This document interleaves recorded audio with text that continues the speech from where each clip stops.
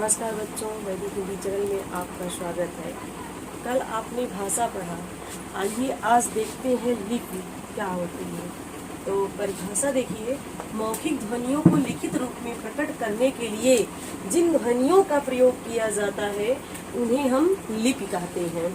जैसे हमारी लिपि जो है, हिंदी की जो लिपि है वो ब्राह्मी लिपि से उत्पन्न हुई है।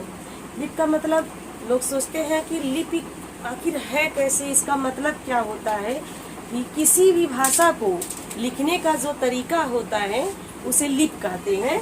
जैसे हमारी जो देवनागरी लिपि होती है वो ऐसे बाएं से दाएं लिखी जाती है, लेकिन जो अक्षर लिखा जाता है जैसे हमने लिखा ऐसे आ, ये बनाने का अक्षर तरीका है, इसको ही लिपि कहते हैं। लेकिन एक बात यहाँ और ध्यान देना है, यहाँ लिखा गया ध्वनियों को, तो वर्ण और अक्षर इन दोनों में अंतर होते हैं। अक्षर वर्ण वो होता है कि जिसके टुकड़े नहीं किए जा सकते, जैसे ये क है, अब इसके टुकड़े नहीं किए जा सकते हैं।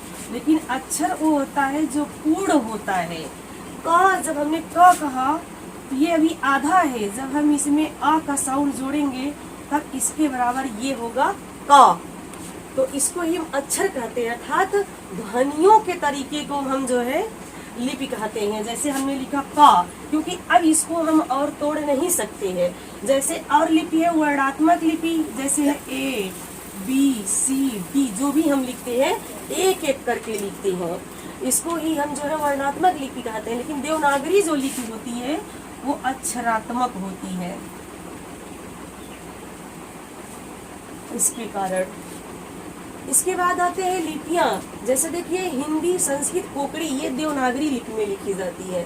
मराठी, नेपाली भी देवनागरी लिपि में लिखी जाती है।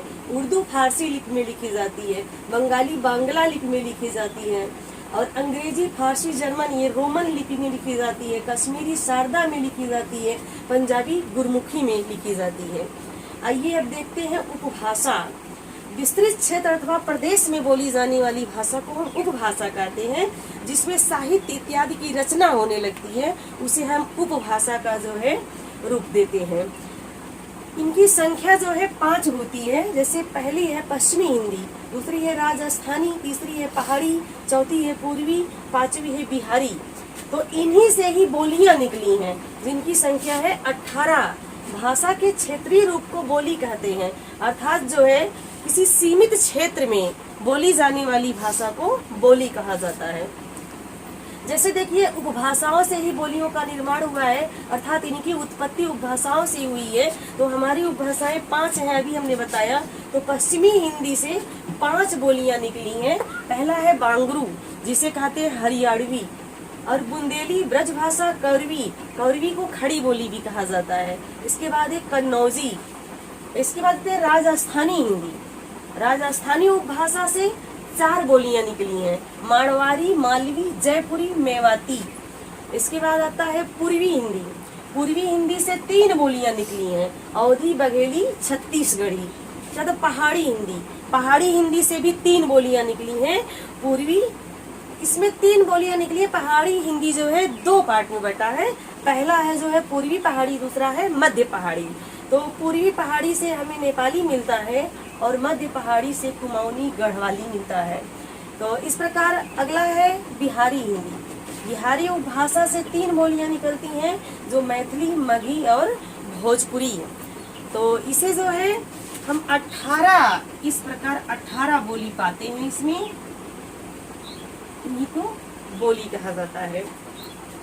ठीक है, आगे व्याकरण देखते हैं।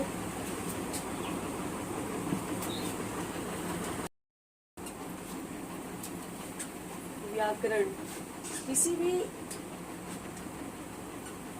भाषा को हमें जानकारी रखने के लिए, समझने के लिए हमें व्याकरण की आवश्यकता होती है, अर्थात उसके नियमावली को ही हम व्याकरण कहते हैं। परिभाषा, व्याकरण वह शास्त्र है जिसके माध्यम से हम किसी भी भाषा को शुद्ध लिखना पढ़ना सीखते हैं। व्याकरण के 4 विभाग होते हैं। पहला है वर्ण विचार, दूसरा है शब्द विचार, तीसरा है पद विचार, चौथा है वाक्य विचार। वर्ड विचार में हम वर्डों के आकार, बनावट, उच्चारण, संयोग, संधि पर विचार करते हैं कि छोटा आ कैसे बनेगा, या ए है तो ये किन किन शब्दों से मिलकर बना है, हम इस पर विचार करते हैं। शब्द विचार में शब्दों के भेद, उत्पत्ति, रचना पर विचार किया जाता है कि शब्द के कितने भेद हैं, शब्द की उत्पत्ति कैसे हुई, शब्द की रचना कैसे हुई। तो जो है पद विचार देखते हैं, संज्ञा, सर्वनाम आदि के पदों के स्वरूप के बारे में जानते हैं। इसमें वाक्य विचार में वाक्यों के भेद, संवेद, संबंध, संश्लेषण और विश्लेषण, विराम चिन्हों का विचार किया जाता है। और आज के वीडियो में इतना ही, मिलते हैं फिर किसी और वीडियो के साथ। इससे पहले यदि आप मेरे चैनल पर नए हैं तो चैनल को सब्सक्राइब कीजिए, लाइक कीजिए एंड शेयर कीजिए। तब तक के लिए आपका दिन शुभ हो, रात्रि मंगलमय हो। जय हिंद, जय हिंदी, धन्यवाद।